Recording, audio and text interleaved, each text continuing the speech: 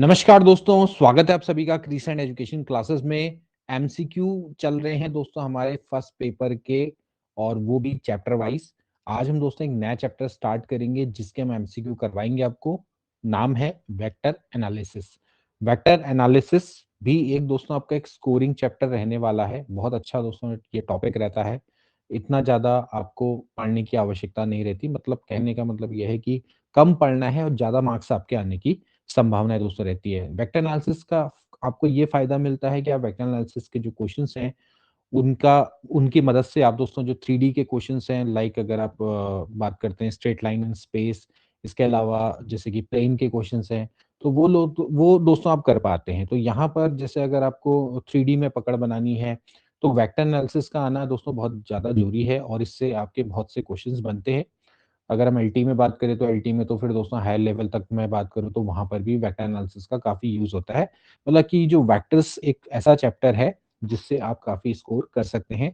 Again ये just like matrix and determinant की तरह थोड़ा एक छोटा चैप्टर रहेगा, बट क्वेश्चंस आपके 15 से अधिक यहाँ पर देखने को मिल सकते हैं। मतलब कम से कम 15 क्वेश्चंस तो आएँगे ही आएँगे। और जो सिलेबस है वो भी काफ़ी मतलब जो प्रवक्ता का देखा जाए तो उतना ही है। आपको ज़्यादा नहीं बढ़ना है आगे, यानी कि ग्रेजुएट लेवल का नहीं है इसमें, ज़्यादातर 12th बेस का ही सिलेबस रहने वाला है। तो जो प्रश्न आए हैं उन्हीं पर ही फोकस रहेगा। उसके अलावा उससे संबंधित और क्या प्रश्न आ सकते हैं उन पर हमारा फोकस रहेगा। वैसे देखा जाए तो वेक्टर एनालिसिस में ग्रेजुएट लेवल पे भी काफ़ी आगे तक के टॉपिक्स आते हैं वैसे, जिसमें हम बेसिकली हम जैसे कि जनरली इसमें स्टोक्स थ्योरम पढ़ते हैं, ग्रीन्स थ्योरम पढ़ते हैं, ओके।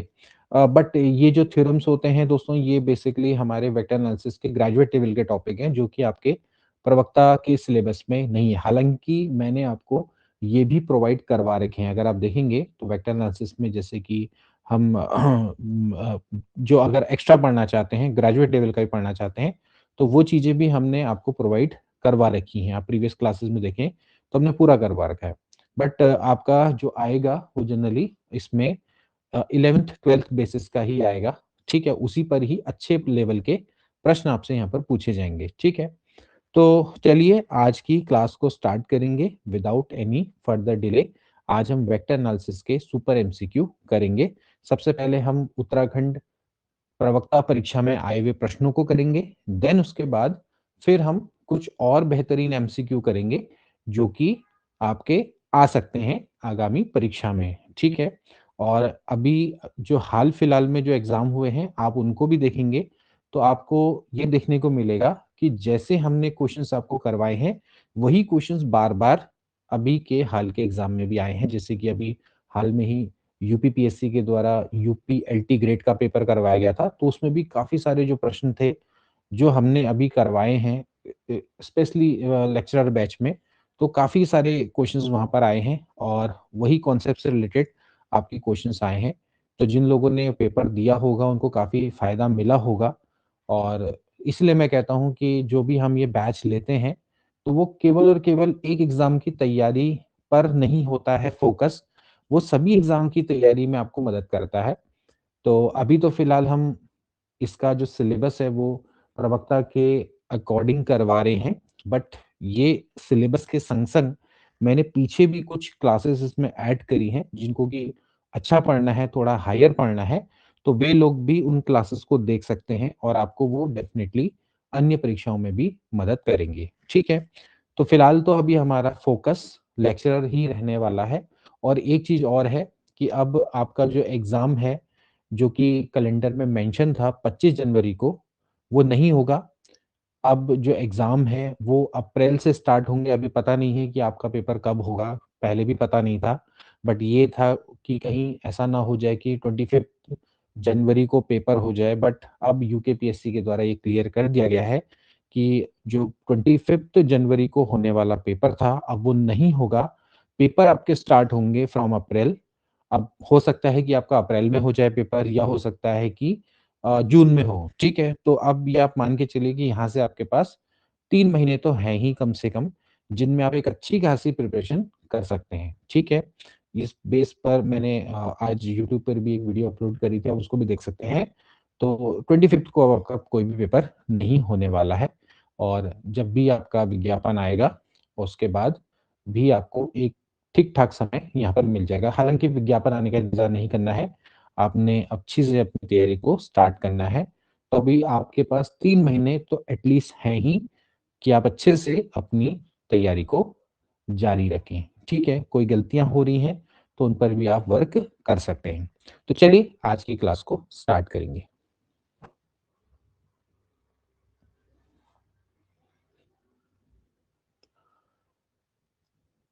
तो फ्रेंड्स देखिए आज का पहला प्रश्न है इफ यू बराबर है I cross A cross I cap plus J cap cross I vector cross J cap plus K cross A vector cross K cap. तो आपने दोस्तों यहाँ पर वैल्यू को निकालना है, यानी कि जो u है उसकी वैल्यू क्या होगी। बहुत ही बढ़िया प्रश्न दोस्तों है, ठीक।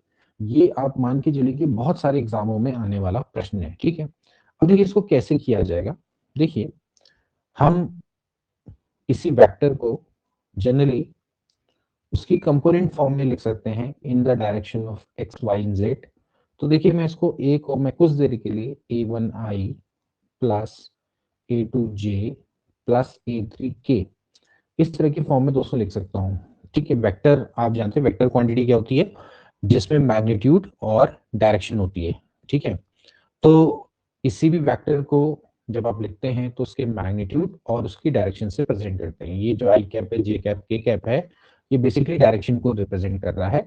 और ए1 ए2 ए3 ये इसका एक्स डायरेक्शन में कंपोनेंट, वाई डायरेक्शन में कंपोनेंट और के डायरेक्शन में कंपोनेंट को प्रेजेंट करता है। ठीक है, तो हमने इसको इस तरह से मान लिया। अब देखिए सबसे पहले हमें जो नियम है वो क्लियर होने चाहिए। देखिए अगर आप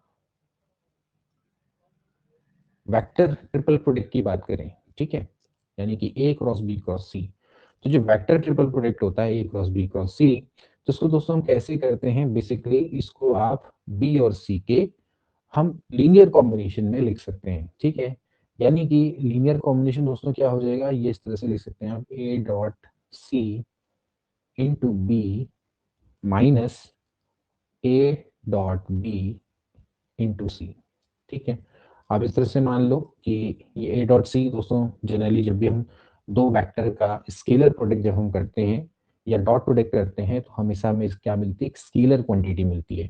तो आप इसको जैसे लेमडा वन मान सकते हो। और ए डॉट बी अगेन दोस्तों क्या है, एक और आपका स्केलर है जिसको कि आप लेमडा टू मान सकते हो माइनस वाले को। तो ये हो गया। ठीक है, यानी कि it can be written as in the linear combination of B and C, इस तरह से हम इसको प्रेजेंट करते हैं। ये मैंने आपको बहुत अच्छे से करवाया भी है कॉन्सेप्ट। ठीक, तो देखिए होगा क्या कि यहाँ से a dot C into B है और a dot B into c है। ये ध्यान रखना है कि एक स्केलर है जिसकी वैल्यू कुछ भी हो सकती है, कोई नंबर होगा। ठीक है, ये कोई वेक्टर नहीं है, ये this is not vector, this is not vector, vector ये है। ठीक, तो आप क्या करेंगे, इस रूल का यहाँ पर यूज करेंगे। ठीक है, चीजों को समझो, मतलब कि क्या चीजें लिखी हुई होती है उसको बहुत अच्छे से समझना जरूरी होता है। जब आपको वो चीज क्लियर है तो कभी दिक्कत नहीं आएगी। ठीक, तो देखिए यहाँ पर क्या हो जाएगा, इस रूल के according this will become I dot I into A minus, ये हो जाएगा I dot A vector into I. ठीक है, इस तरह से लिख सकते हैं। इसी तरह से प्लस ये हो जाएगा J dot J into A vector minus J dot A vector into J vector plus ऐसे ही यहाँ पर इस रूल के अकॉर्डिंग हो जाएगा के डॉट के कैप इंटू ए वेक्टर माइनस के cap dot A vector into के कैप।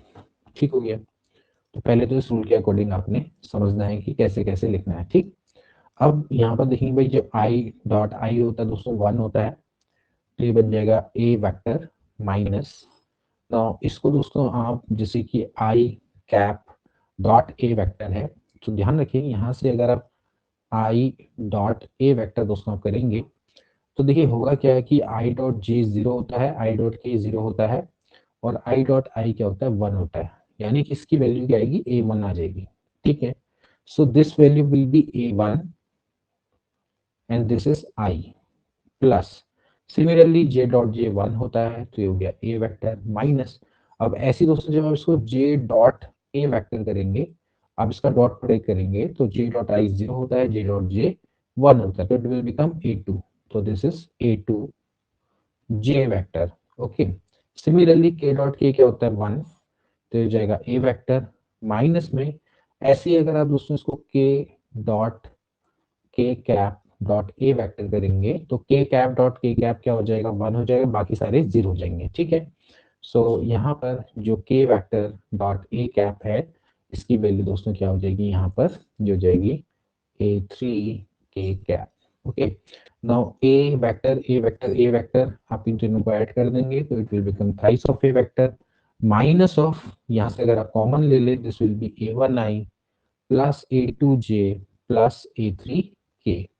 नाउ अब आपको पता है इसकी वैल्यू क्या है A1, मतलब कि A वेक्टर है तो this will become A vector, now this will become twice of A vector, so hence option number C is right. ठीक, तो बहुत आसान सा कॉन्सेप्ट लेकिन बहुत बेहतरीन क्वेश्चन ये क्वेश्चन आपका कई एग्जाम में पूछा जाता है, इवन जैसे अगर आप देखें तो बोर्ड की परीक्षा में भी आने वाला प्रश्न है, बार बार ये होता है। ठीक है, तो आप समझ लीजिए कि यहाँ पर हमें एक ही इम्प्रोवाइजेशन करना है, वो ये है कि हमें अपने मन से ये मानना पड़ेगा कि let a vector is equal to A1i A2j A3k।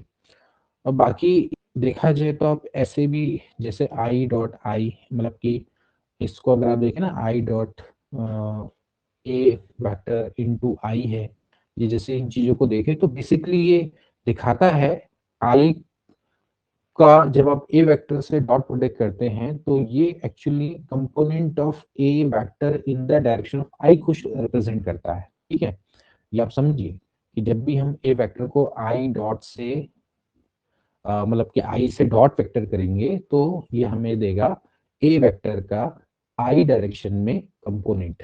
ठीक है, सिमिलरली जब इसको जे से डॉट करेंगे तो it will give us the component of A vector in the direction of J, इस तरह से हम इसको प्रेजेंट करते हैं। ठीक है, ये चीज आप हमेशा ध्यान रखिएगा। ठीक, तो ये यहाँ से आपका कितना आ जाएगा, twice of A vector is a right answer. बहुत अच्छा दोस्तों प्रश्न, इसको ध्यान रखिएगा। ठीक, नेक्स्ट देखेंगे। इसके बाद नेक्स्ट क्वेश्चन देखेंगे। देखिए क्या लिखा है, A B C are three unit vectors such that A cross B cross C बराबर है half of B vector, then the angle which A makes with C, यानी कि जो एंगल ए है वो सी के संग क्या बनाएगा आपने बताना है। ठीक है, अगेन बहुत अच्छा दोस्तों प्रश्न है। तो सबसे पहले हमें ये पता है कि भैया ए क्रॉस बी क्रॉस सी ये बेसिकली क्या होता है कि ये वो वेक्टर है जो कि लीनियर कॉम्बिनेशन में लिखा जा सकता है बी और सी के। So we can write this A dot C into B है, क्योंकि ये तो स्केलर हो जाएगा, minus A dot B into C होगा। ठीक है, यहाँ बीच में कोई डॉट वॉट नहीं है, बस केवल ऑर्डिनरी मल्टीप्लीकेशन है। ठीक है, जिसे हम क्या कैसे लिखते हैं, ट्वाइस ऑफ ए वेक्टर लिखते हैं। तो टू और ए के बीच में ऑर्डिनरी मल्टीप्लीकेशन, ये स्केलर है और ये वेक्टर है, तो ऐसी ये चीज है, ये स्केलर है ये वेक्टर है। ठीक है, इस चीज को समझना है। तो यहाँ पर दिस इज इक्वल टू आपको दिया हुआ है, this is equal to half of B vector, this is equal to half of B vector. So it simply means that b vector को अगर मैं इधर ले आऊं और इसको मैं इधर ले आऊं तो देखिए मुझे क्या मिल जाएगा, मुझे यहाँ से मिल जाएगा भैया a dot c b vector minus half of B vector बराबर हो जाएगा ए dot B into c vector. ठीक है, अब यहां से ये कह रहा है कि ये यहां से कॉमन अगर आ जाए, यानी कि बी को अगर आप कॉमन ले लो तो माइनस, मतलब कि ए डॉट सी -1/2 बी बराबर हो जाएगा ए डॉट बी इंटू सी। ठीक है, तो यहां से ये चीज आपकी निकल के आ गई। ओके, अब देखिए ये है क्या, ए डॉट सी क्या है, एक स्केलर है। ओके, ध्यानपूर्वक समझिएगा, ये क्या है, एक स्केलर है। तो ये मान लेते कुछ देर के लिए लेमडा है, लेमडा वन। ये भी क्या है, स्केलर है, इसको कुछ देर के लिए क्या मानते हैं, लेमडा टू। ठीक है, तो इससे ये अर्थ लिखता है कि बी वेक्टर बराबर हो जाएगा लेमडा टू बट्टे लेमडा वन सी वेक्टर। इसका अर्थ ये है कि b is parallel to c, b is parallel to c. Okay, but ऐसा यहाँ पर कहीं पर गिवन नहीं है कि दे आर पैरेलल। ठीक है, if they are non parallel, तो इन दैट केस हम ये मान सकते हैं कि जो ये a dot c minus one by two वाला जो पार्ट होगा, यानी कि ये जो इसका मल्टीपल होगा, डेफिनेटली क्या होगा, जीरो के बराबर होगा। यानी कि we can write this a dot c minus one by two should be equal to zero, यानी कि ये पार्ट जीरो रहेगा। तभी क्या होगा कि आपका b is not parallel to c बन जाएगा, क्योंकि ऐसा नहीं दे रखा है कि b is parallel to c। okay, so if b is not parallel to c, so simply means that ki a dot c must be equals to 1 by 2, and if a and c is 1 by 2, so it simply means that कि इन दोनों के बीच का अगर आपको angle निकालना है तो ये हो जाएगा mod of a mod of c, let इनके बीच का एंगल है cos theta, that is 1 by 2, and because they are three unit vectors, तो यूनिट वेक्टर से तो ये 1 हो जाएगा, 1 हो जाएगा, तो cos थीटा बराबर हो जाएगा 1 by 2। सो थीटा बराबर हो जाएगा भैया 1 by 2 कितने में होता है, ये होता है 60 डिग्री में। तो थीटा यानी कि 60 degree is the right answer. ठीक है, क्योंकि आपको ये दे रखा है कि आपके थ्री यूनिट वेक्टर्स हैं, और यूनिट वेक्टर्स हैं, तो इस तरह के रिलेशन को अगर फॉलो कर रहे हैं तो इसका मतलब 101% यही है कि होगा क्या, कि जो a डॉट बी है वो आपका जीरो रहा होगा, और a dot c minus one by two है वो भी क्या होगा, जीरो होगा। अब इस क्वेश्चन को ऐसे भी कर सकते थे, बिकॉज यहाँ से इसकी वैल्यू देखिए, इसकी जो वैल्यू है वो आपको दे रखी है, ये कि आई भैया lambda one B vector plus lambda two C vector.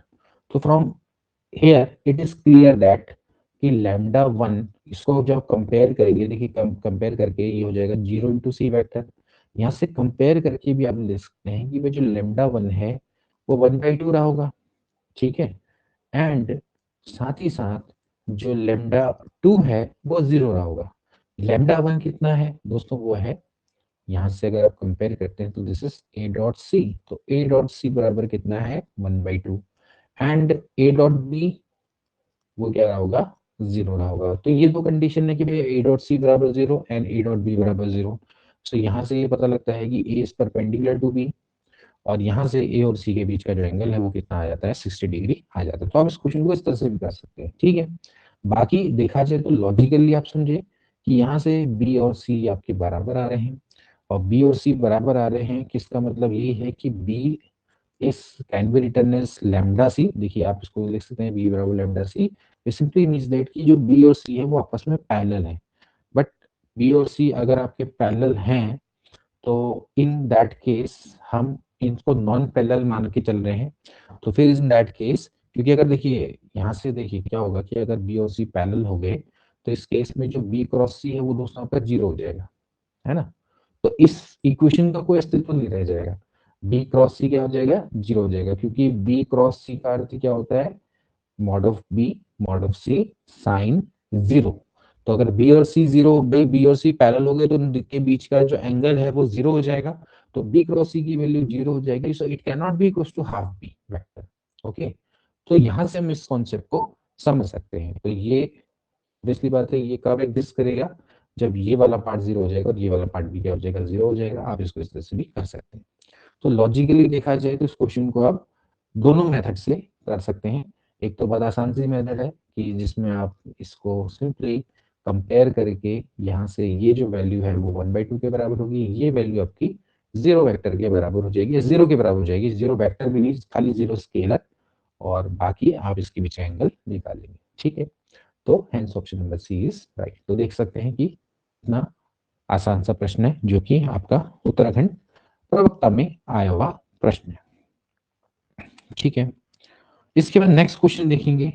Next question again very very important question देखिए, और ये जो क्वेश्चन है वो इस बार यूपीपीएससी 80 ग्रेड में भी आया हुआ क्वेश्चन है, ये same to same. The angle between the diagonal of cube and its quarter minus edges. Okay, आपने देखा होगा एक क्यूब होता है, उस क्यूब के डायगोनल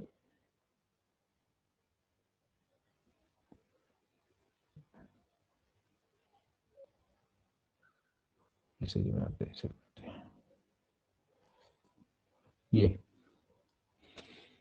इसके जो एजेस हैं और डायगोनल है इसके बीच का आपको एंगल दोस्तों निकालना है।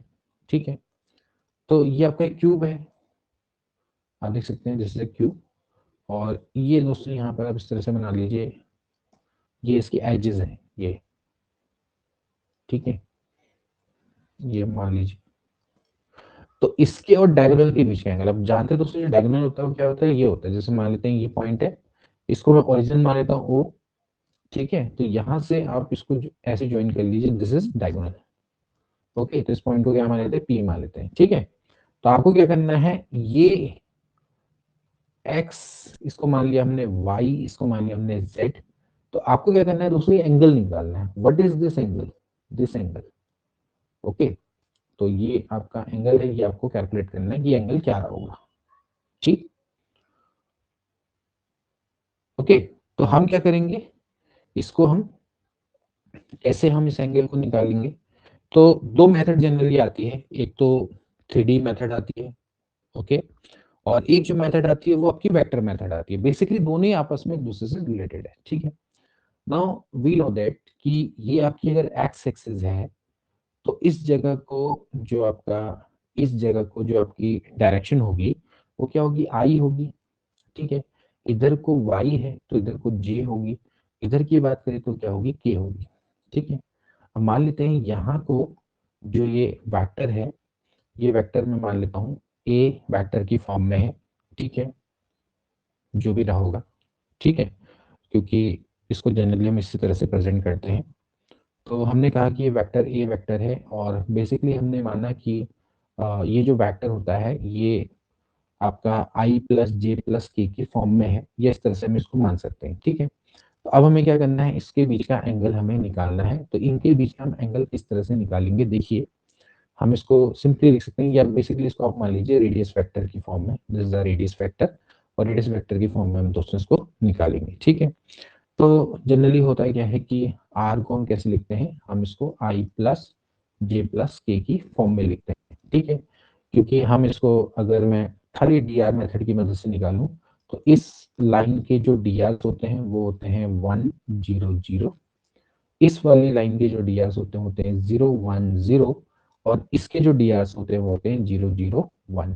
ठीक है, अब इसको कंपोनेंट मेथड से भी देख सकते हैं, क्योंकि यहाँ पर केवल और केवल एक्स कंपोनेंट होगा, वाई और जे वाला क्या हो जाएगा, जीरो हो जाएगा, वाई और जी वाला। ठीक है, क्योंकि ये एक्स एक्सिस है तो कोऑर्डिनेट्स इसका ही हो जाएगा। ऐसे यहाँ पर देखें तो 0 1 0 और 0 0 1। ठीक, तो हम इसको डीआर मेथड से भी इस तरह से निकाल सकते हैं।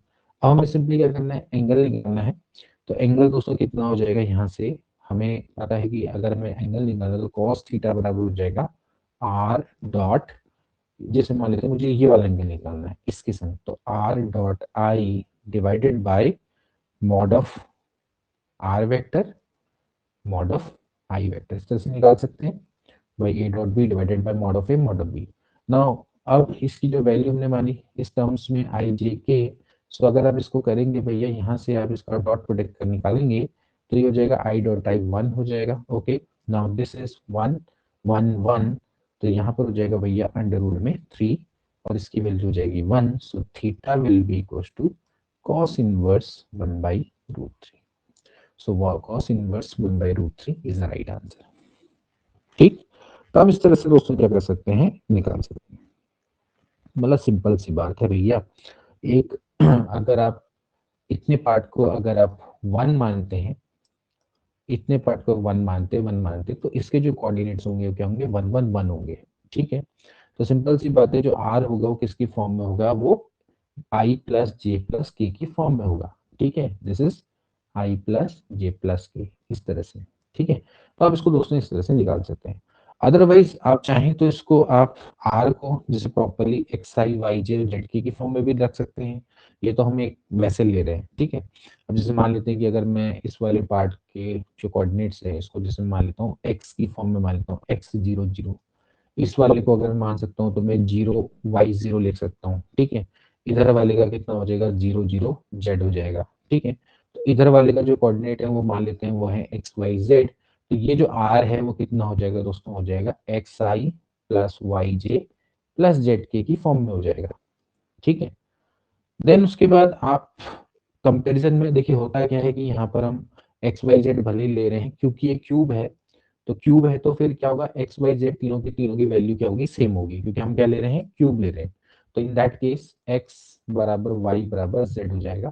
तो बाद में होगा क्या कि वही चीज जब आप इसमें एंगल निकालेंगे तो जब cos थीटा बराबर हो जाएगा, जैसे आर वेक्टर है तो this will be X I plus Y J plus Z K. तो जब इसके साथ आप क्या करेंगे, डॉट प्रोडक्ट करेंगे विथ आई डिवाइडेड बाय इसका मॉडुलस यानी कि अंडर रूट में X square plus Y square plus Z square into mod of I यानी कि 1। सो यहाँ से cos थीटा बराबर हो जाएगा, देखिए इसके संग डॉट प्रोडक्ट में केवल x बचेगा, नीचे अगर देखा जाए तो एक्स वाई जेड अगर तीनों के तीनों बराबर है तो इट विल बिकम 3x² और इसका स्क्वायर रूट सो हो जाएगा x बट्टे root three x x x कटा। तो cos थीटा बराबर आ गया 1/√3, हैंस थीटा बराबर हो जाता है cos इनवर्स 1/√3। तो अब इस तरह से क्या कर सकते हैं, इसको निकाल सकते हैं एक्स वाई जेड मेथड से, ठीक। बट क्योंकि हमें पता है कि यहाँ पर ये बराबर है, क्यूब है, तो फिर इस केस में आप क्या कर सकते हैं कि इसके जो कोऑर्डिनेट्स हैं वो आप एक्स जीरो जीरो की फॉर्म में ले सकते हैं या वन जीरो जीरो के फॉर्म में। इसके जो कोऑर्डिनेट्स हो जाएंगे वो जीरो बाई जीरो, बेसिकली इसको आप जीरो एक्स जीरो के फॉर्म में लिख सकते हैं। इसके जो होंगे जीरो जीरो वन या जीरो जीरो जेड जो भी लेना चाहो, और इसके जो होंगे वो आप वन वन वन की फॉर्म में लिख सकते हो। बेसिकली एक्स वाई जेड है जहां पर आपके एक्स एक्स एक्स तीनों के तीनों बराबर है, क्योंकि आपको पता है ये लेंथ आपकी बराबर है, ये भी बराबर है और ये भी बराबर है, मतलब कि this is x, this is also x and this is also x because it's a cube, ठीक। तो ऐसे हम दोस्तों इसको निकालते हैं, ठीक। तो बाकी ये जो मेथड मैंने लगाई, ये वाली जो मेथड लगाई, ये मैंने 3D मेथड लगाई जो कि डीआर मेथड है। और जो डीआर मेथड है वो आपकी किससे रिलेटेड है, ये आपकी वेक्टर मेथड से ही डायरेक्टली जुड़ी हुई है, ठीक है। तो वहां पर से भी हम इस क्वेश्चन को कर सकते हैं। ओके, वहां पर हम क्या करेंगे, डीआरस के बीच का एंगल निकाल के भी हम इसको सॉल्व कर सकते हैं, ठीक है। तो बाकी आपकी चॉइस है, आप इसको कैसे भी करो, बट जो इसका आंसर है वो आपका कितना आता है, cos इनवर्स 1/√3 आता है। तो बहुत इंपॉर्टेंट ये प्रश्न है, इसको ध्यान रखिएगा, ठीक। चलिए नेक्स्ट देखेंगे। नेक्स्ट क्वेश्चन है, if A B C are three unit vector such that ये तीनों का सम जीरो वेक्टर है, then a dot b dot c dot a dot b plus b dot c plus C dot d की value क्या होगी, ठीक है। तो बहुत आसान सा प्रश्न है दोस्तों, इस तरह के जो प्रश्न बहुत बार आते हैं हमेशा। इस तरह के प्रश्न को कैसे किया जाता है, तो देखिए ए प्लस बी प्लस सी है, ये इसकी वैल्यू है जीरो वेक्टर के बराबर। तो आप एक काम करें दोस्तों, इस रूल का यूज करें। हमेशा ध्यान रखना चाहिए कि अगर मैं ए वेक्टर का मॉड करूं और उसका स्क्वायर करूं तो इसकी value A vector dot A vector के बराबर होती है, ठीक है। क्योंकि ए वेक्टर डॉट ए वेक्टर का क्या अर्थ है, जैसे हम जानते हैं भैया ए वेक्टर डॉट ए वेक्टर दोनों के दोनों आपस में क्या है, पैरेलल हैं। तो इसकी जो वैल्यू होती है वो होती है मॉड ऑफ ए इन दोनों के बीच का angle cos zero, so it will become mod of A का स्क्वायर। तो मॉड ऑफ ए का स्क्वायर क्या होता है, ए वेक्टर डॉट ए वेक्टर के बराबर होता है। तो यहाँ पर हम इसी कॉन्सेप्ट का यूज करेंगे। देखिए मैं क्या करूंगा, मैं लिखूंगा इसको ए प्लस बी प्लस सी के मॉड का स्क्वायर लिख सकता हूँ। तो जब मैं इसके मॉड का स्क्वायर करूंगा तो it will become A plus B plus C dot A plus B plus C, ठीक है। तो देखिए जब आप इसको दोस्तों ओपन करते हैं तो जो आता है वो मैं आपको डायरेक्टली बताऊं, तो ये देखिए है क्या, ये ए प्लस बी प्लस सी जीरो वेक्टर है। तो ऑब्वियसली बात है जब इसका मॉड लेंगे तो वो क्या आ जाएगा, जीरो आ जाएगा। ऑब्वियसली बात है। तो यहाँ पर जब हम इसके मॉड का स्क्वायर करेंगे तो ये तो आपका 0 ही रहेगा। यहाँ पर क्या आएगा, देखिए ये आता है mod of a square, mod of b square, mod of c square plus twice a dot b plus b dot c plus C dot a. ये रूल है, इसको ध्यान रखिएगा। करना कुछ नहीं है, पहले ए का ए डॉट करेंगे तो ए डॉट यानी कि मॉड ऑफ ए स्क्वायर, फिर ए डॉट बी, फिर ए डॉट सी, फिर b dot a, b dot b यानी कि मॉड ऑफ बी स्क्वायर, फिर b dot c dot a, c dot b, c dot c यानी कि मॉड ऑफ सी का square. ऐसे करके आप इसको ध्यान रखिए, ए प्लस बी प्लस सी का होल स्क्वायर जैसे होता है उसको ध्यान रखिए, ठीक है। तो हमें इसकी वैल्यू निकालनी है। नो, ये हमें पता है कि यूनिट वेक्टर है, तो इन सब का जो सम होगा वो कितना हो जाएगा, 3 हो जाएगा। तो 3 प्लस 2, ये हो गया ए dot b plus b dot c plus C dot a. Now this is equal to 0। तो यहाँ से a dot b plus b dot c plus C dot a है, इसकी जो वैल्यू है वो -3/2 के बराबर हो जाएगी। हेंस ऑप्शन नंबर सी आपका करेक्ट हो जाएगा, ठीक है। तो आसानी से आप इस क्वेश्चन को कर सकते हैं। There is nothing extra in this question. बहुत आसान सा प्रश्न है, आप इस तरह से इसको कर लेंगे। हमेशा ध्यान रखना है कि आपके सामने जब भी ऐसी कोई इक्वेशन दी होती है जिसमें ऐसा दिया होगा भाई ए प्लस बी बराबर 0 है, ए प्लस बी बराबर 3 है, तो हमेशा कोशिश करनी है कि उसके मॉड का स्क्वायर लेना है एंड देन ये रूल लगा देना है, ठीक। चलिए इसके बाद नेक्स्ट क्वेश्चन देखेंगे। नेक्स्ट क्वेश्चन भी बड़ा जोरदार क्वेश्चन है। A two dimensional vector A has its component 2p and 1 respect to a rectangular Cartesian system. The system is rotated through a certain angle about the origin in anti-clockwise direction. ठीक है, anti clockwise direction में इसको क्या कर दिया, rotate कर दिया।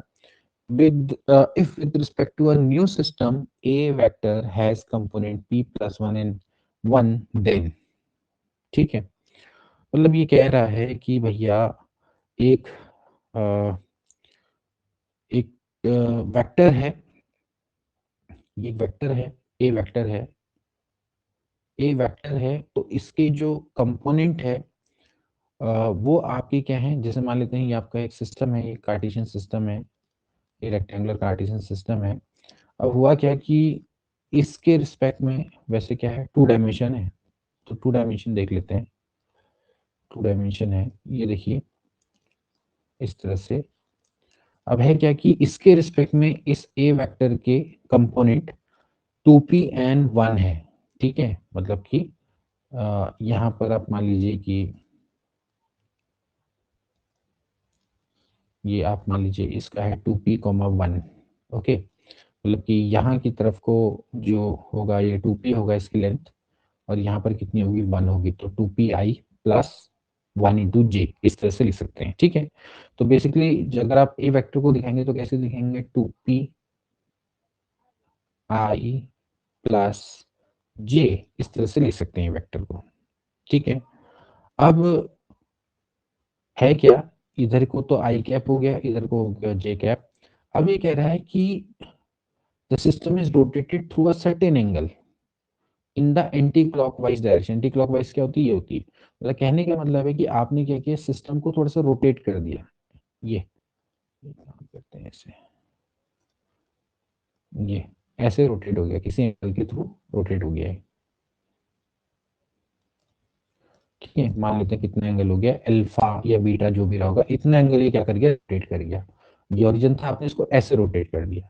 अब आपको बताना है कि इसके जो मतलब कि न्यू सिस्टम है, तो उसकी जो कंपोनेंट है वो p प्लस 1 and 1 है, ठीक है। न्यू सिस्टम के रिस्पेक्ट में इनके जो कंपोनेंट है वो अब आपके नए बन गए। तो नए सिस्टम के रिस्पेक्ट में जैसे मान लेते हैं ये सिस्टम था आपका एक्स और वाई वाला, अब ये जो सिस्टम है ये मान लेते हैं ये कोई नया है एक्स डैश और वाई डैश वाला। तो इसके रिस्पेक्ट में जो ए वेक्टर है, ठीक है, ये आपका कितना हो गया, इसके जो नए कंपोनेंट हो गए वो हो गया आपके p प्लस 1 and 1, ये हो गया p प्लस 1 and 1, ठीक है, ये बन गए। तो ये किसके रिस्पेक्ट में है, ये है आपके पुराने वाले के रिस्पेक्ट में, एक्स वाई के रिस्पेक्ट में, और ये बन गया आपके एक्स डैश वाई डैश के रिस्पेक्ट में, ठीक हो गया। अब आपको क्या करना है कि पी और की वैल्यू क्या होगी, ठीक है। अच्छा, अब एक चीज हमेशा ध्यान रखना है कि भले ही हम दोस्तों इसको जब रोटेट कर दें, एक चीज आपकी हमेशा सेम रहती है, वो क्या है? वो है मैग्नीट्यूड। भाई चेंज क्या होती है? डायरेक्शन होती है ना, मैग्नीट्यूड थोड़ी चेंज होता है ना। मैग्नीट्यूड आपका सेम रहता है। ठीक हो गया भाई, आपने पहले इसके रिस्पेक्ट में था, अब इसके रिस्पेक्ट में रहा होगा। इसके रिस्पेक्ट में जैसे मान लेते हैं ये रही होगी लेंथ ना, और इस तरह से हो गया होगा चेंज इस तरह से, ठीक है। मतलब ये यहाँ से होगी आपकी y, और ये आपका कितना हो गया? x हो गया, इस तरह से ना। ये इस तरह से हो गया होगा भाई, x डैश और y डैश हो गया होगा, तो अब वो बन गया है p+1 और ये। बट एक चीज इसमें सेम रहती है, वो है दोस्तों मैग्नीट्यूड। तो मैग्नीट्यूड अगर आपका सेम है, तो इन दोनों का जो मैग्नीट्यूड है दोस्तों आपका सेम रहा होगा, चाहे आप एक्स वाई के रिस्पेक्ट में देखें या फिर आप एक्स डैश और वाई डैश के रिस्पेक्ट में देखें। तो इसका मतलब ये है कि जो इसका मैग्नीट्यूड है वो क्या हो जाएगा दोस्तों? हम जानते हैं इसका मैग्नीट्यूड कैसे निकालते हैं, स्क्वायर रूट ऑफ आई के कंपोनेंट का स्क्वायर प्लस जे के कंपोनेंट का स्क्वायर। ऐसे ही हो जाएगा p+1 का स्क्वायर प्लस 1 का स्क्वायर। ठीक है, आप इस तरह से लिख सकते हैं। सो फाइनली यहाँ से आप दो साइड स्क्वायर कर दीजिए। बोथ साइड जब स्क्वायर कर देंगे तो ये हो जाएगा 4p² + 1 and this will B p+1 का स्क्वायर प्लस 1, तो ये और ये कैंसिल आउट हो जाएगा। जगह 4p² equals to p² + 1 + 2p, तो ये हो जाएगा 3p² - 2p - 1 बराबर 0। तो 3p² माइनस में 3p प्लस p -1 बराबर 0। 3p कॉमन ले लेंगे, p -1 प्लस 1 p -1 बराबर 0। तो p बराबर हो जाएगा 1 और -1/3। सो p बराबर 1 हो गया और -1/3 हो गया। सो 1 और -1/3 इज द राइट आंसर। सो इसका मतलब है कि बी ऑप्शन इज करेक्ट। ठीक, तो समझे क्वेश्चन को? क्वेश्चन कुछ नहीं है, बस ये है कि थोड़ा आपने समझना है कि भैया अगर किसी वेक्टर को इसके रिस्पेक्ट में, मतलब कि एक्स और वाई के रिस्पेक्ट में उसके जो कोऑर्डिनेट्स थे, मतलब बेसिकली यही है कि इसके कोऑर्डिनेट्स थे। कंपोनेंट का मतलब एक तरह के कोऑर्डिनेट्स ही हो गए, 2p और 1 है। तो इसको आप लिखेंगे कैसे? 2pi + j। ऐसी है, अगर दो जब सिस्टम को रोटेट कर दिया गया तो रोटेट करके जो न्यू सिस्टम है उसके रिस्पेक्ट में इसके कंपोनेंट आपके हो गए p+1 ये। बट एक चीज है कि भैया कोई बात नहीं, डायरेक्शन भले ही चेंज हो गई लेकिन जो मैग्नीट्यूड है वो आपका सेम है। तो बस आपने क्या करना है, आपने बस जो मैग्नीट्यूड है उसको यहाँ पर ध्यान रख लेना है। तो मैग्नीट्यूड निकाला दोनों का और उसको इक्वेट कर दिया, देन वहां से आपने पी की वैल्यू को निकाल दिया। हेंस इस तरह से आप पी की वैल्यू को निकाल सकते हैं। ठीक है, तो बहुत अच्छा क्वेश्चन। चलिए, ये सभी आपके लास्ट टाइम की प्रवक्ता परीक्षा के क्वेश्चन है। चलिए नेक्स्ट देखेंगे। नेक्स्ट क्या है, देखिए नेक्स्ट लिखा है if vector alpha I plus J plus के आई बीटा जे प्लस के आई जे प्लस गामा के ये अगर कोप्लेनर हैं, यानी कि एक ही प्लेन पर हैं, तो फिर आपको बताना है कि भैया 1/1 - अल्फा, 1/1 - बीटा, 1/1 - गामा, इसकी वैल्यू क्या रही होगी। ठीक है, अब देखिए आप हमेशा ध्यान रखना है कि अगर तीन वेक्टर हैं, जैसे कि ए vector, B vector, C vector, ये अगर कोप्लेनर हैं यानी कि एक ही प्लेन पर हैं, तो इनका हमेशा स्केलर ट्रिपल प्रोडक्ट 0 के बराबर होता है। इसको ध्यान रखेंगे, इनका जो स्केलर ट्रिपल प्रोडक्ट है वो हमेशा क्या होता है? 0 के बराबर होता है। ठीक है, तो हम कहते हैं ये एक ही प्लेन पर है। तो आप या फिर इसको ऐसे भी लिख सकते हैं, अगर मैं इसको डिटर्मिनेंट वाली फॉर्म में लिखूं तो ए वेक्टर आप इसको मान लीजिए, यानी कि अल्फा आई जे के। तो अगर आप इसको कंपोनेंट की फॉर्म में लिखेंगे तो कैसे लिखेंगे? आप इसको वेक्टर फॉर्म में कैसे लिखेंगे? जैसे कि ए के component like a1 a2 a3, b के कंपोनेंट आ जाएंगे b1 b2 b3, सी के कंपोनेंट आ जाएंगे c1 c2 c3। This should be equals to 0। Directly दोस्तों हम क्या कर सकते हैं, डिटरमिनेंट की फॉर्म में लिख सकते हैं। तो यहाँ से देखिए क्या हो जाएगा, ए वेक्टर अगर मैं इसको मानूं, इसको बी वेक्टर मानूं, इसको सी वेक्टर मानूं, तो यहाँ पर आप देख सकते हैं a1 a2 a3 क्या है? ये है अल्फा 1 1, ये क्या है? 1 बीटा 1, ये क्या है 1 gamma, this should be equals to 0। ये आपका 0 के बराबर होना चाहिए। अब यहाँ पर हमें value of 1/1 minus alpha, 1/1 minus beta, 1/1 minus gamma, इसकी हमें दोस्तों यहाँ पर वैल्यू निकालनी है। तो इसको किस तरह से किया जाए कि ये हो पाए, तो यहाँ पर से हम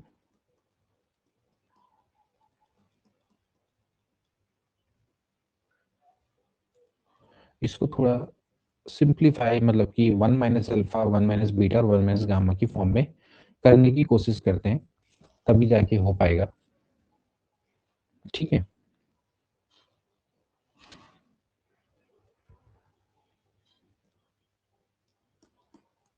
क्योंकि आप देखें तो 1/1 minus alpha, 1/1 minus beta, 1/1 minus gamma, तो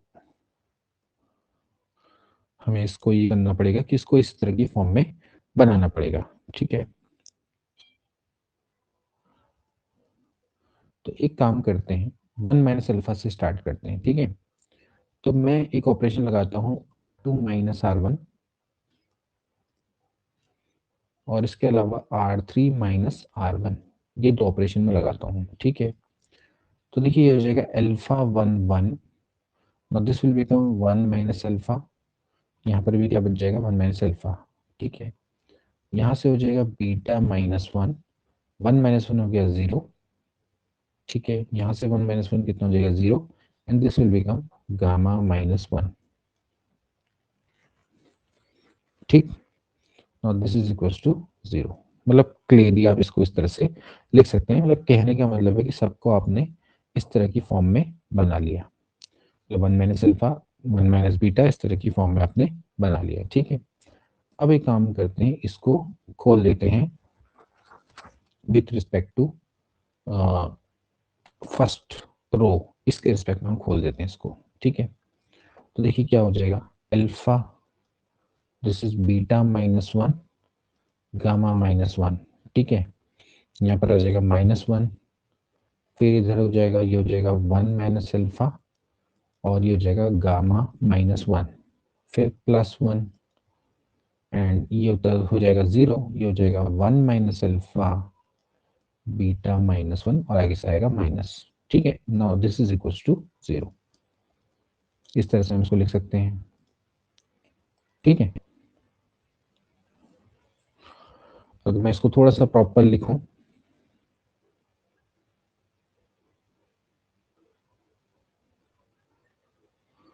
तो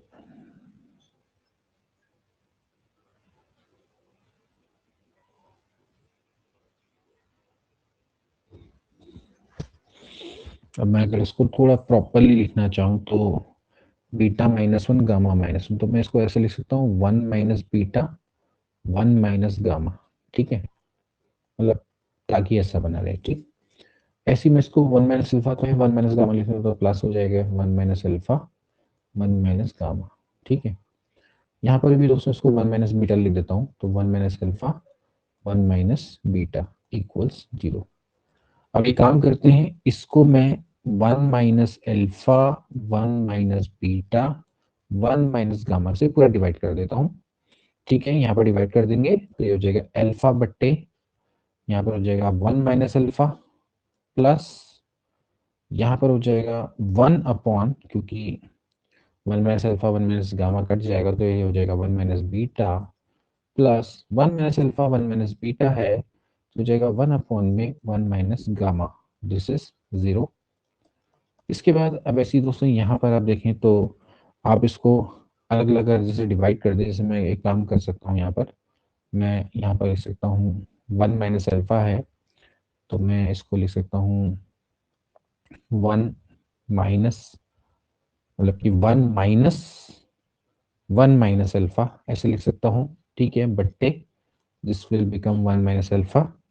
ओके, मतलब मैंने क्या किया, 1 माइनस अल्फा लिख दिया, तो माइनस 1 से 1 कट जाएगा, माइनस माइनस का प्लस हो जाएगा। ठीक है, plus 1 upon 1 minus beta, plus 1 upon 1 minus gamma should be equals to 0। तो अलग अलग अगर मैं डिवाइड कर दूं, तो this will become 1 upon 1 minus alpha, minus 1 हो जाएगा ये, कट जाएगा, plus 1/1 minus beta plus 1/1 minus gamma बराबर 0। So 1/1 minus alpha plus 1/1 minus beta plus 1/1 minus gamma should be equals to 1, यानी कि इसकी वैल्यू क्या होगी, 1 के बराबर हो जाएगी। हेंस देखा जाए तो सी ऑप्शन इज राइट। ठीक है, ओके। तो ये इसका एक तरीका, बेस्ट तरीका है, बेस्ट वे है जिससे आप दोस्तों इसको क्या कर सकते हैं, सॉल्व कर सकते हैं। ठीक है, तो समझिए भाई इस क्वेश्चन को कैसे करना था। सिंपली बात है, ये अल्फा 1 1 1 बीटा 1 ये तो आपको क्लियर हो ही गया होगा। अगर तीन वेक्टर कोप्लेनर हैं तो इसका मतलब है कि आप उसको ए डॉट बी क्रॉस सी की फॉर्म में लिख सकते हैं। अब सबसे इंपॉर्टेंट यही आता है कि ये वाला जो पार्ट है इसको ऐसे कैसे बनाया जाए। तो इसके लिए सबसे बेस्ट तरीका यही है कि अल्फा 1 1 इसको आप 1 minus alpha 1 minus beta 1 minus gamma की फॉर्म में रखो। तो मैंने यहाँ पर देखा कि भैया 1 में से अल्फा को माइनस करूंगा तो उस तरह की फॉर्म बन जाएगी। तो हमने वही लगाया R2 minus R1 R3 minus R1। And then उसके बाद हमने सिंपली क्या किया है, इसको बस ओपन कर दिया। ओपन करके इसके बाद थोड़ा प्रॉपर वे में लिख के, क्योंकि 1 minus alpha 1 minus beta 1 minus gamma बनाना है, तो उसके बाद फिर हमने इसी से इसको डिवाइड करके यहाँ पर लास्ट में, क्योंकि यहाँ पर अल्फा आ रहा था, तो बस वही किया कि भैया 1 माइनस अल्फा वाली फॉर्म बनाई, 1 माइनस अल्फा अलग अलग डिवाइड करके इन तीनों के सम की वैल्यू 1 निकाल दी। ओके, तो इस तरह से आप इसको बना सकते हैं, कोई भी यहाँ पर दिक्कत नहीं है। ठीक है, तो इस तरह से बना लेंगे। चलिए नेक्स्ट देखेंगे।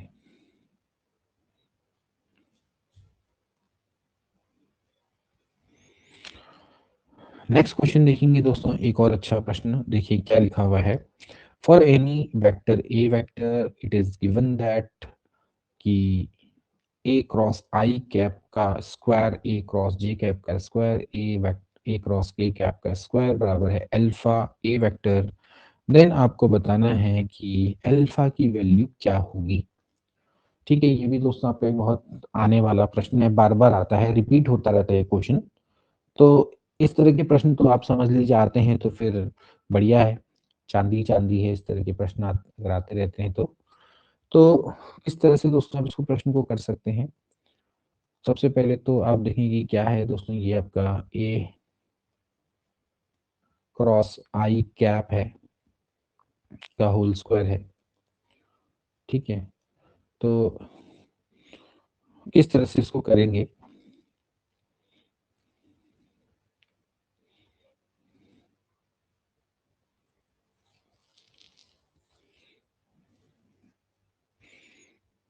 देखिए सबसे पहले तो आप ए क्रॉस आई, देखिए हम इसको दो तीन मेथड से दोस्तों हम कर सकते हैं और बहुत आसान सी मेथड है, आप कोई सी भी मेथड का यूज़ कर ले। जैसे कि हम मानते हैं कि भाई एक वेक्टर है, ठीक है, बस आपको इसमें जो डायरेक्शन कोसाइंस है उनका यूज़ करना आना चाहिए। तो जैसे मान लेते हैं कि भैया ये आपका आई कैप है, ये जे कैप है, ये के कैप है, यानी कि एक्स डायरेक्शन में this is in the y direction, in the z direction. Okay, तो मान लेते हैं दोस्तों ये आपका ए वेक्टर है। तो A vector with the X direction मान लेते हैं अल्फा एंगल बना रहा है, यह एंगल बीटा बना रहा है, यह एंगल बना रहा है गामा। ओके, तो अगर इनका मैं कॉस ले लूं, cos alpha cos beta cos gamma, तो उसको हम डायरेक्शन कोसाइंस बोलते हैं।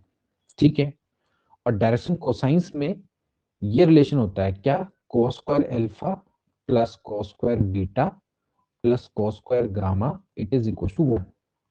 ठीक है, ये रिलेशन मुझे पता होना चाहिए बस। ठीक है, इसका मैं यूज करूंगा, और अगर आप इसको साइन में कन्वर्ट करेंगे तो क्या हो जाएगा, देखिए ये हो जाएगा 1 minus sign square alpha plus 1 minus sign square beta plus 1 minus sign square gamma बराबर हो गया 1।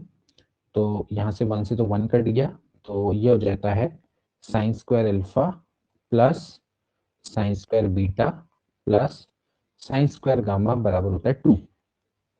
ठीक है, ये दोनों इधर चले जाएंगे, 2 बच जाएगा। ये दो रूल आप याद कर सकते हैं। ठीक है, तो हमें इस रूल की यूज यहाँ पर पढ़ने वाली है। ठीक है, तो देखिए हमें क्या है, ये एक वेक्टर है, और ये आपका क्या है आई कैप। तो बेसिकली क्या है, हम इतना जानते हैं कि भाई जो ए क्रॉस बी होता है, ए क्रॉस बी ये होता है क्या है, बेसिकली होता है mod of a mod of b और इन दोनों के बीच के एंगल का साइन। ठीक है, जनरली हम इसको इस तरह से दिखाते हैं। जब स्क्वायर हो गया तो it will become a square b square sine square theta. ये आपका रूल होता है। ठीक है, क्योंकि मॉड का स्क्वायर हो गया तो ऑब्वियसली बात है कि ये क्या होगा, एक स्केलर होगा, इसमें आई कैप जे कैप कुछ नहीं आएगा। ठीक, क्योंकि मॉड हो गया है। तो यहाँ पर भी ये रूल लगाएंगे। यहाँ पर क्या हो जाएगा, देखिए ये हो जाएगा भैया mod of a square mod of I cap का स्क्वायर, इन दोनों के बीच का एंगल। जैसे मैंने पहले बोला है ये ए वेक्टर है, तो ये आई यानी कि एक्स डायरेक्शन के संग कितना एंगल बना रहा, alpha. It will become sign square alpha. ठीक है, सो ये हो जाएगा mod of a square sine square alpha. ठीक है, यानी कि ए वेक्टर क्रॉस आई कैप का स्क्वायर। इसी तरह से ए वेक्टर क्रॉस जे कैप का स्क्वायर क्या हो जाएगा, mod of a square J square, और इसके साथ कितना एंगल बना रहा है ये बीटा, यानी कि साइन स्क्वायर बीटा। इसी तरह से ये हो जाएगा के कैप का स्क्वायर, ये हो जाएगा mod of a square sine square, इनके बीच का एंगल कितना है गामा। अब क्या करना है, इन सबको ऐड कर देना है। जब आप इन सबको ऐड करेंगे, जब इसको ऐड करेंगे तो यहाँ से क्या आ जाएगा मॉड ऑफ ए स्क्वायर, यहाँ क्या बच जाएगा sine square alpha plus sine square beta plus sine square gamma. Now we know that इसकी जो वैल्यू होती है कितनी होती है, 2 होती है। तो get 2 mod of a square, ये बराबर दे रखा आपको alpha mod of a square, यानी कि जो अल्फा की वैल्यू कितनी है 2 है। So 2 is a right answer, hence option number b is right. ठीक, तो ये मेथड है डायरेक्शन कोसाइंस वाली, आप इसको इस तरह से कर सकते हैं। It is one of the best method for this question. ठीक है, एक और मेथड है जो कि है कंपोनेंट मेथड, जिसमें हमने सबसे पहले हमने किया था। तो सबसे पहले मैंने क्वेश्चन किया था, मैं क्या मानूंगा, लेट ए वेक्टर है, इसके कंपोनेंट है in the direction of x y z. जैसे मान लिया मैंने ए वेक्टर है तो इसके कंपोनेंट होंगे a1 i a2 j a3 k। ठीक है, तो सबसे पहले मैं क्या करूंगा, देखिए मुझे सबसे पहले निकालना है ए वेक्टर क्रॉस आई कैप, ये तो निकालना है। ठीक है, फिर इसका मॉड लेना है, फिर उसका भी स्क्वायर कर देना है। तो पहले मैं ए वेक्टर क्रॉस आई कैप करूंगा। देखिए जब मैं इसको क्रॉस आई कैप करूंगा तो होगा क्या कि ये हो जाएगा आई क्रॉस आई हमेशा 0 होता है। ठीक है, A2 ये हो जाता है जे क्रॉस आई, जे क्रॉस आई का मतलब कितना हो गया, ये हो गया माइनस में के कैप, बस आपको पता होना चाहिए कि इसकी वैल्यू क्या होती है माइनस के, प्लस फिर यहाँ से आ जाएगा के क्रॉस आई दैट इज जे, यानी कि A3 जे। अब फिर आप इसका क्या ले रहे हैं, मॉड ले रहे हैं। आप इसका क्या ले रहे हैं, मॉड का स्क्वायर ले रहे हैं। तो मॉड का स्क्वायर लेंगे तो दैट विल बिकम A2 का स्क्वायर प्लस A3 का स्क्वायर। ठीक है, यानी कि ये है A2 का स्क्वायर प्लस A3 का स्क्वायर। सिमिलरली आप निकालेंगे ए जे कैप, तो वो भी दोस्तों ऐसे ही आएगा।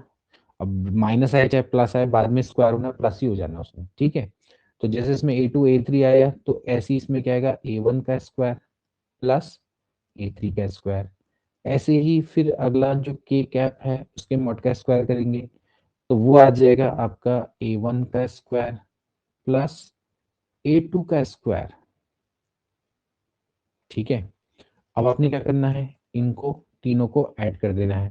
तो जब आप इसको ऐड करेंगे,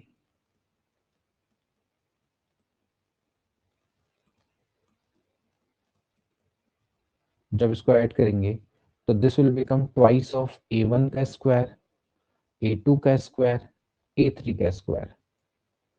ठीक है, स्क्वायर स्क्वायर स्क्वायर। अब ये क्या है दोस्तों, ये है मॉड ऑफ ए वेक्टर का स्क्वायर। ठीक है, so this is equal to this and this is equal to alpha की जो वैल्यू है वो आप यहां से निकाल सकते हैं, तो अल्फा बराबर आ गया 2। ठीक, तो ये होगी आपकी सेकंड मेथड जिससे आप इसको कर सकते हैं। तो दोनों मेथड अप्रोप्रिएट है, जिससे भी आप करना चाहो आप दोनों मेथड से इसको सॉल्व कर सकते हैं। सो हेंस जो बी ऑप्शन है वो आपका करेक्ट हो जाएगा।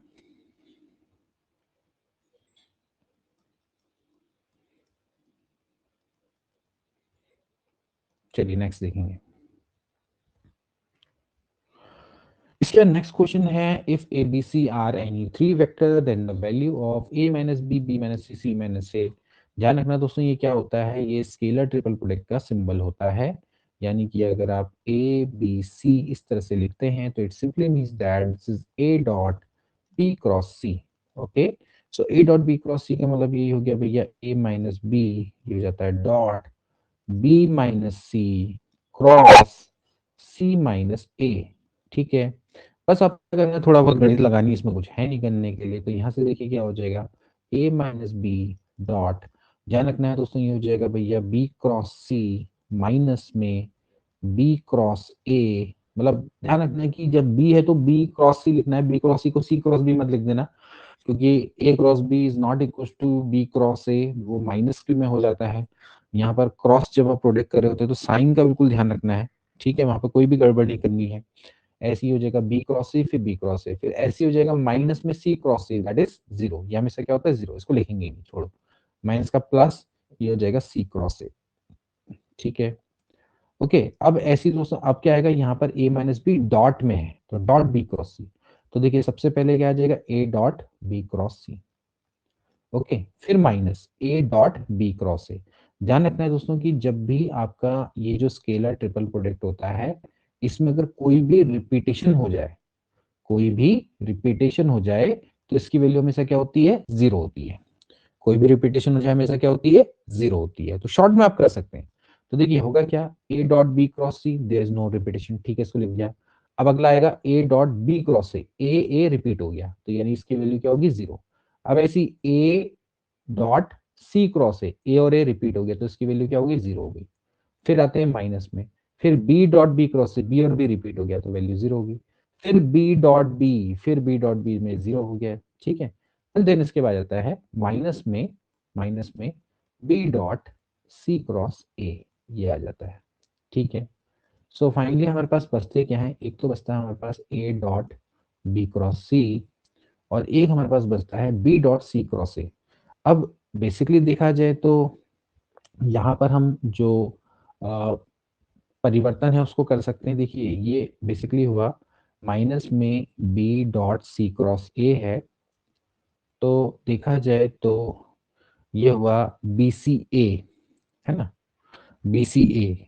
तो बी सी ए का मतलब क्या हो गया कि ए बी सी और बी सी ए ये दोनों के दोनों आपके क्या होते हैं, सेम होते हैं। ठीक है, A dot B cross C can be written as B dot C cross A, because देखिए A B C, B C A and C A B they are basically cyclic. तो ए डॉट बी क्रॉस सी बराबर होता है B dot C cross A बराबर होता है C dot A cross B. तो ये आपके क्या है, बिल्कुल बराबर है। तो इसका मतलब ये आपका ए बी सी हो गया और ये भी आपका क्या है, ए बी सी है, दोनों के दोनों ए बी सी है। हैंस कट गया तो इसकी वैल्यू क्या आ गई, जीरो आ गई। Okay, so D option will be correct. ठीक, तो आप इस तरह से इसको बना सकते हैं। तो एक क्वेश्चन समझ में आया भाई, देखिए बहुत बड़ा क्वेश्चन अगर आप कैलकुलेशन में करते चलेंगे तो लंबा हो जाता है। बस ये ध्यान रखना है कि भैया जब भी आपका स्केलर ट्रिपल प्रोडक्ट होता है, इसमें अगर कुछ भी रिपीटेशन होगा, लाइक अगर ए रिपीट हो गया या बी रिपीट हो गया, ठीक है, तो इसकी वैल्यू हमेशा जीरो हो जाती है। बस, और साथ ही साथ आपने ध्यान रखना है कि भाई दो वेक्टर हैं, उन दोनों का अगर वो पैरेलल है तो उनका क्रॉस प्रोडक्ट हमेशा जीरो होता है, तो वो भी ध्यान रखना है। बस आपने सबसे पहले यहाँ से बी क्रॉस ए निकाला, सी क्रॉस सी जीरो हो गया, सी क्रॉस ए आ गया, ठीक हो गया। अब इसके बाद यहाँ से डॉट प्रोडक्ट होना है, जैसे हम ऑर्डिनरी मल्टीप्लिकेशन करते हैं, तो पहला आएगा ए डॉट बी क्रॉस ए, ठीक हो गया। ए डॉट बी क्रॉस ए और A repeat zero, A dot C cross A और A repeat zero, B dot B cross C B और B repeat zero, B dot B cross A zero, फिर ये बच जाएगा B dot C cross A. Now we can see that A B C फिर B C ए, इसका मतलब same cycle है, दोनों के दोनों बराबर, कट करो जीरो। तो यानी कि डी ऑप्शन राइट। ठीक, अगला क्वेश्चन देखेंगे। अगला क्वेश्चन क्या कह रहा है, लेट अल्फा एंड बीटा, जहां पर ए और बी आपके नॉन जीरो नॉन कोलिनियर है, एंड इफ 3 अल्फा बराबर है 2 बीटा, सो आपको एक्स और वाई की वैल्यू को निकालना है। कुछ भी नहीं है इस क्वेश्चन में, कंपेयर करके दोस्तों आपने निकालना है इस क्वेश्चन में। तो ध्यान रखना है कि जब भी हम सॉल्व करते हैं तो जो कंपोनेंट होते हैं उनके कोफिशिएंट हमेशा इक्वल होते हैं और कुछ नहीं है। तो यहाँ पर आपसे कह रहा है कि भाई 3 अल्फा बराबर इतना है, 3 अल्फा बराबर है ट्वाइस ऑफ बीटा। सो आपने कुछ नहीं करना है, यहाँ पर पहले आप इसको 3 से मल्टीप्लाई कर दीजिए दोस्तों, तो जाएगा thrice of x plus 4y a vector plus thrice of 2x plus y plus 1 b vector बराबर हो जाएगा twice of this is beta यानी कि y minus 2x plus 2 a vector plus twice of 2x minus 3y minus 1 into b vector. Okay, अब ये दो vector कब equal होंगे, जब इनके कोफिशिएंट आपस में क्या होंगे, बराबर होंगे। यानी कि ए वेक्टर का जो कोफिशिएंट है वो बराबर होना चाहिए बी इधर वाले ए वेक्टर के। तो ये हो जाएगा भैया 3x प्लस 3 चक्को 12 y should be equal to होना चाहिए 2y माइनस में 4x प्लस 4 यानी कि 7x प्लस 10y बराबर 4 इक्वेशन नंबर 1 बन गई। Okay, in the same manner आप दूसरे वाली को भी बराबर लिखें, जैसे इस वाली को इस वाली के बराबर, तो जगह भैया 6x प्लस 3y प्लस 3 बराबर हो जाएगा 4x माइनस 6y माइनस 2, तो नीचे होती है 6 माइनस 2। ठीक है, यहाँ से हो जाएगा भैया 2x 6y होगा ये। ठीक है, 2x प्लस 9y बराबर हो जाता है -5। ठीक है, तो यहाँ पर लिख लेते हैं इसको 2x प्लस 9y बराबर -5 प्लस 9y बराबर हो गया -5।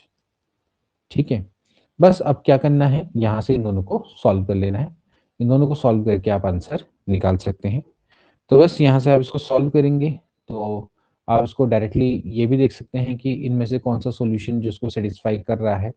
जैसे यहाँ पर 1 एंड 2 रखेंगे, यहाँ पर 1 रखेंगे और 2 रखेंगे, इसको सेटिस्फाई नहीं करेगा, तो इसका मतलब पहला आंसर नहीं हो सकता है।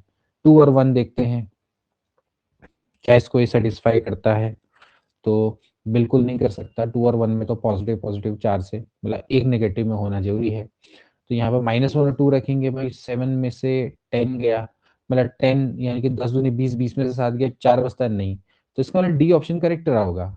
ठीक है, मतलब आप समय बचाने के लिए इसको लंबा सॉल्व करने के बजाय पे आप इसे डायरेक्टली ऑप्शन रख के देख लो। x बराबर 2 रखेंगे यानी कि 14 माइनस 10 यानी कि 4 आएगा, पहला वाला सेटिस्फाई हो रहा है, दूसरा वाला भी सेटिस्फाई हो जाएगा, 2 दूनी 4 माइनस 9, तो 9 में से 4 गया -5। तो इस तरह से दोनों के दोनों सेटिस्फाई हो रहे हैं यानी कि डी ऑप्शन इज करेक्ट। 10 मतलब आप इस तरह से इसको कर सकते हैं। ठीक है, बाकी आप इसको सॉल्व करते रहो, दो इक्वेशन को सॉल्व करना तो आपको आता ही है, क्लास 6, 7, 8 में सिखाते हैं सारी चीजें। ठीक, तो आप इनको सॉल्व करके निकाल लीजिएगा। नेक्स्ट देखेंगे, इसके बाद नेक्स्ट क्वेश्चन देखिए क्या है। ये कह रहा है कि भैया if a vector and b vector are two unit vectors inclined at angle 60 degree at each other, then आपको बताना है कि भैया जो mod of a plus B है ये क्या है, मतलब इसका क्या होगा इस तरह से। ठीक है, तो ठीक है, दोनों के दोनों यूनिट वेक्टर हैं, तो एक काम करते हैं कि हम देखते हैं कि क्या इसकी वैल्यू होनी चाहिए। पहले देखते हैं कि पहला वाला करेक्ट है या नहीं है। तो यहाँ पर अगर आप देखें a vector plus b vector का मॉड का स्क्वायर कर लेते हैं, so that will be mod of a square mod of b square. ठीक है, जैसे मैंने आपको तरीका बताया था दोस्तों कि आप इस तरह से लिखें ए डॉट बी। ठीक है, नाउ आपको पता है कि इसकी जो वैल्यू है, because they are unit vector, so this is 1 this is 1, so 2 this will become mod of a mod of b, और इन दोनों के बीच का एंगल, इन दोनों के बीच का एंगल है 60 डिग्री, तो this will become cos 60 degree. तो हो जाएगा 2 प्लस 2, ये भी आपका 1 हो गया, भी 1 हो गया, कॉस 60 का मतलब कितना हो जाता है 1/2। ठीक है, सो इसका मतलब है कि 2 प्लस 1 यानी कि आपका 3 आ गया। हेंस यहाँ से जो mod of a plus B है this will be equals to √3। ठीक है, आप जानते हैं मॉडुलस हमेशा पॉजिटिव रहता है, सो इस तरह से देखा जाए तो ए ऑप्शन ही दोस्तों इसका क्या होता है, करेक्ट हो जाता है। ठीक है, बाकी निकालने की आवश्यकता नहीं।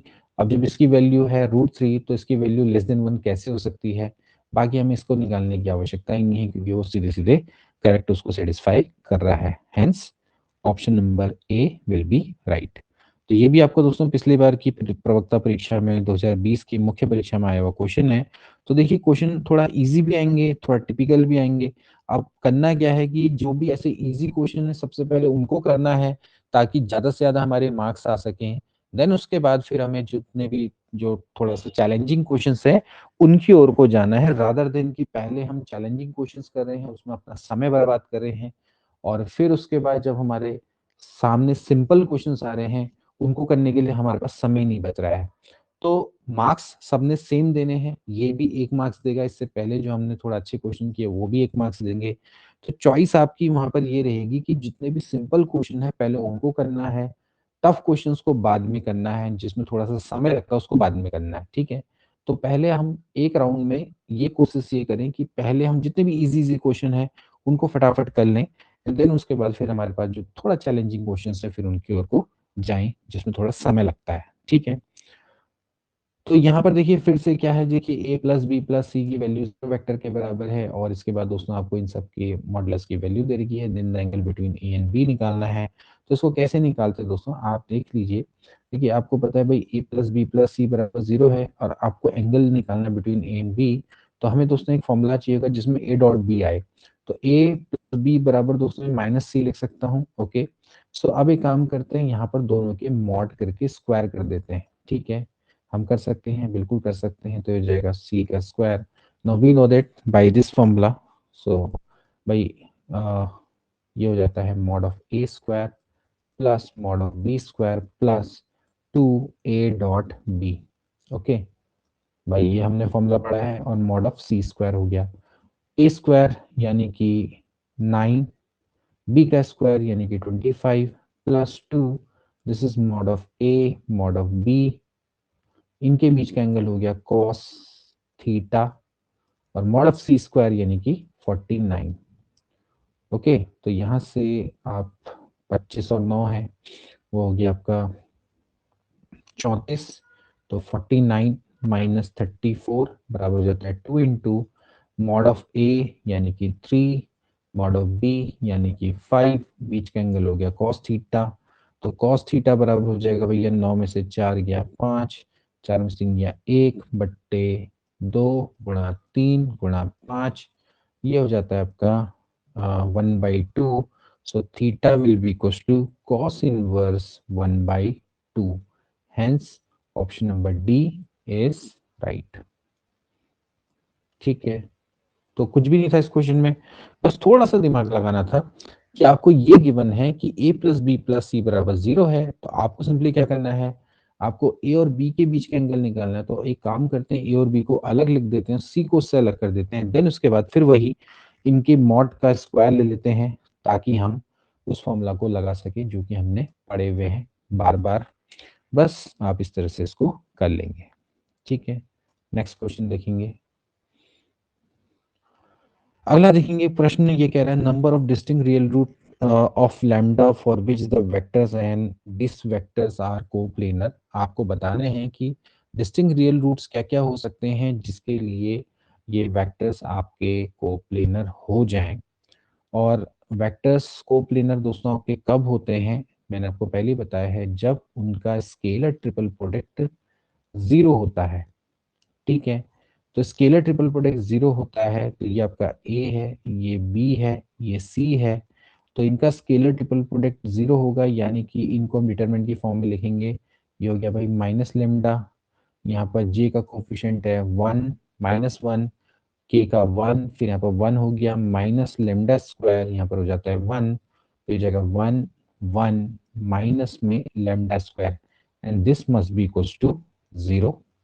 ओके, जैसा कि आपको गिवन है। अब आपको क्या करना है, आपको लेमडा की वैल्यू बतानी है, वो भी रियल वैल्यूज। ठीक है, क्या क्या डिस्टिंक्ट रियल वैल्यूज हो सकती हैं। तो आप इसको किस तरह से करें, देखिए आप इसको डायरेक्टली भी ओपन कर सकते हैं, क्योंकि देखा जाए तो इसमें कुछ अगर आप मान लेते हैं कुछ एलिमेंट्री ऑपरेशंस भी लगाते हैं, तब भी कोई ज़्यादा इसमें इफ़ेक्ट पड़ेगा नहीं। तो आप एक काम करें, आप 1 के रिस्पेक्ट में इसको खोल दीजिए, जैसे मान लेते हैं मैं इसको फर्स्ट रो के रिस्पेक्ट में खोल ही देता हूँ, तो हो जाएगा लैम्डा की पावर 4 माइनस 1, ओके, यहाँ पर माइनस का प्लस हो जाएगा, तो ये जाएगा भैया minus lambda square minus 1, okay, plus ये हो जाएगा 1, यहाँ से हो जाएगा भैया 1 plus lambda square, this should be equals to 0, ठीक है।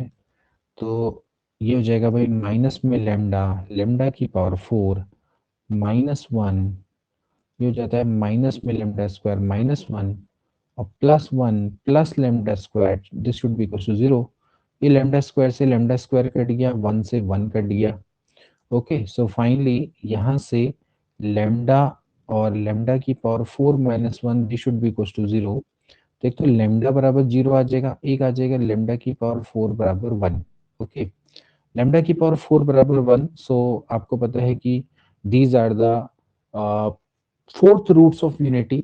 अब जो फोर्थ रूट्स ऑफ यूनिटी होते हैं दोस्तों, क्या होता है, एक तो 1 होता है, एक माइनस 1 होता है, एक आई होता है, एक माइनस आई होता है, ठीक है। ये होते हैं रूट्स, मतलब जिनकी पावर 4 करने पे 1 आ जाए, ठीक है। जैसे क्यूब रूट्स ऑफ यूनिटी होते हैं, वो क्या क्या होते हैं, 1 ओमेगा एंड ओमेगा स्क्वायर, जिनका स्क्वायर करने जिसका क्यूब करने पे 1 आता है। तो ऐसी जिनकी पावर 4 करने पे 1 आता है, तो वो आपके फोर्थ रूट्स ऑफ यूनिटी हो गए। तो ये तो 1 हो गया, माइनस 1 हो गया, आई हो गया, माइनस हो गया, ये दोनों के दोनों क्या है, ये इमेजनरी है। तो हमें क्या चाहिए, रियल रूट्स चाहिए। तो रियल रूट्स क्या क्या है, ये है 0 1 and minus 1। So there are 3 real values of lambda for which these given 3 vectors are coplanars, hence D option will be correct, ठीक। तो अब इस तरह से इसको बना लेंगे। तो लैम्डा की कौन कौन सी वैल्यू, एक तो 0 है, एक 1 है और माइनस 1 है, ये आपकी 3 रियल वैल्यूज हैं जो आपको चाहिए, बाकी की आपकी क्या है, इमेजनरी वैल्यूज हैं, okay. So distinct real values of lambdas हमें चाहिए थी, ओके। तो इस तरह से बना लेंगे इस क्वेश्चन को। नेक्स्ट देखते हैं,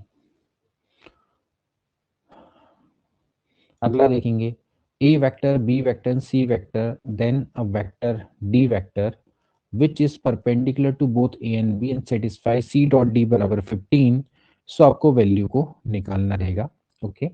तो देखिए, एक ऐसा वेक्टर जो कि दोनों पे परपेंडिकुलर है, ठीक है, और साथ ही साथ ये क्या करता है, सेटिस्फाई करता है सी डॉट डी बराबर 0।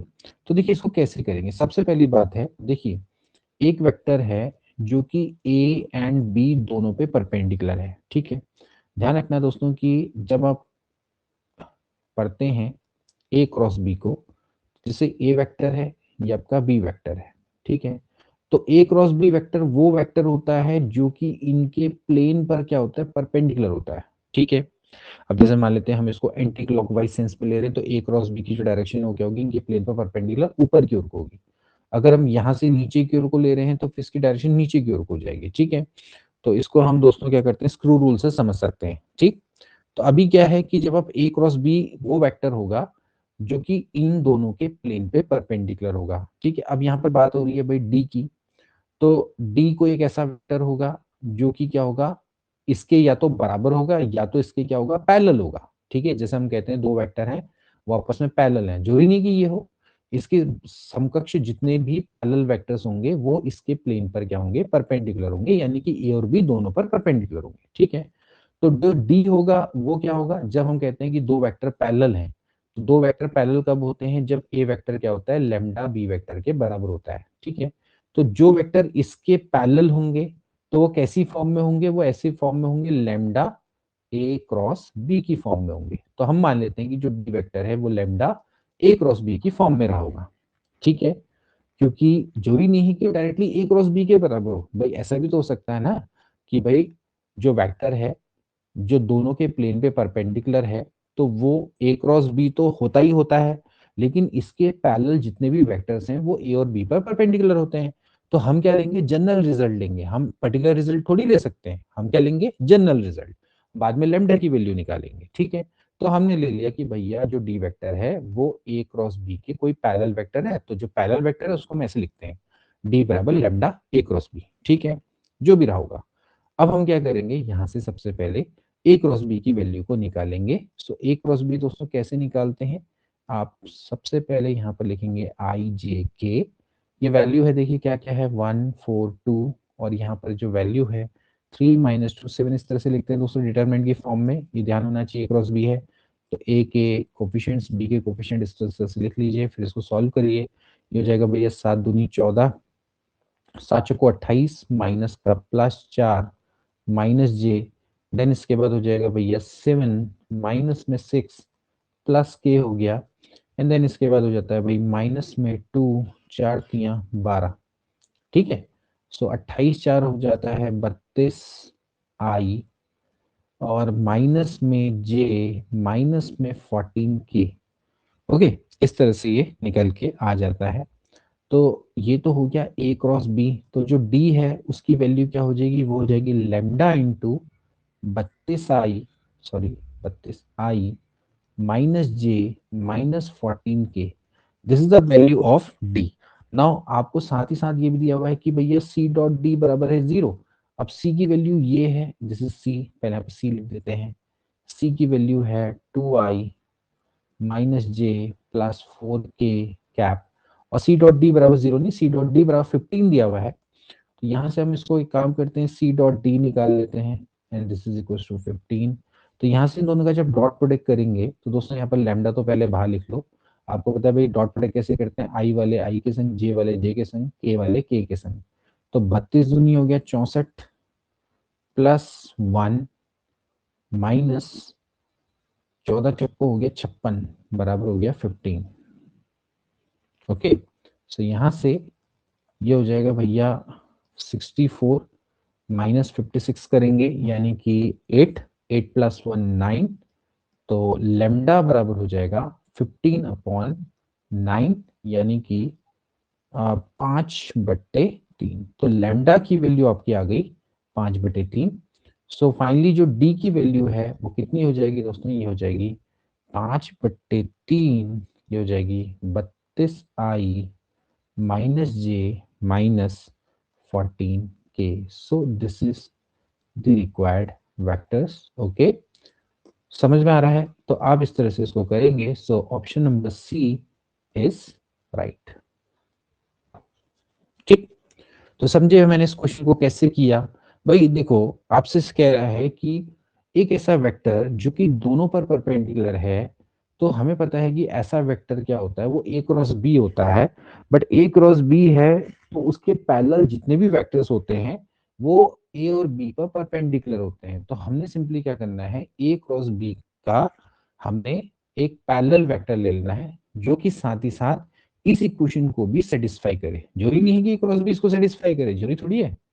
तो पर्टिकुलर रिजल्ट नहीं लेना होता है। तो ये वो वेक्टर है जो कि this is a cross b, इसके पैरेलल है और साथ ही साथ इस इक्वेशन को भी सेटिस्फाई करता है। सो इस तरह से आप इस क्वेश्चन को कर सकते हैं। ठीक है, तो फिलहाल तो दोस्तों आज के लिए हम इतना ही करेंगे। देखिए आज हमने आपको सारे उत्तराखंड प्रवक्ता में आए हुए प्रश्न है वो करवाए, और आई होप कि आपको आज का सेशन अच्छा लगा होगा, जितने भी आपको क्वेश्चंस है अच्छे से समझ में आए होंगे। इसके बाद नेक्स्ट सेशन है उसमें दोस्तों हम आपको और भी पीवाईक्यूज करवाएंगे, ना सिर्फ उत्तराखंड प्रवक्ता, उसके अलावा उत्तराखंड एलटी में आए हुए क्वेश्चंस भी हम आपको करवाते हैं। ये सभी आपके पीवाईक्यूज हैं जो कि सभी उत्तराखंड के एग्जाम में आ चुके हैं। इसके बाद जो नेक्स्ट सेशन रहेगा उसमें हम आपको और पीवाईक्यूज करवाएंगे और फिर सुपर एमसीक्यू करवाएंगे। मिलेंगे नेक्स्ट क्लास में, तब तक के लिए गुड बाय।